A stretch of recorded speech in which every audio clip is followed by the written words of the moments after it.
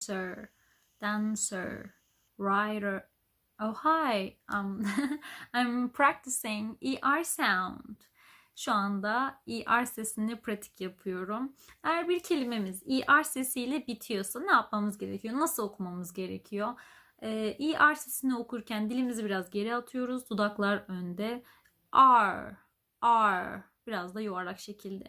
R diye okuyoruz. Şimdi bunu kelimeye yansıtırsak eğer faster, faster, rider, rider, sharper, sharper, water, water, firefighter, firefighter, dancer, dancer, baker, baker.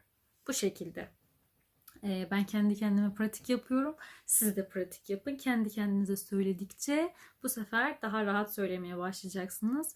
İlk başta insan içinde söylerken biraz sıkıntı olabiliyor. Yani kendinizi kötü hissedebiliyorsunuz. Acaba doğru mu çıkarıyorum diye, ama bu şekilde yaparsanız aslında en doğru şekilde çıkarmış oluyorsunuz.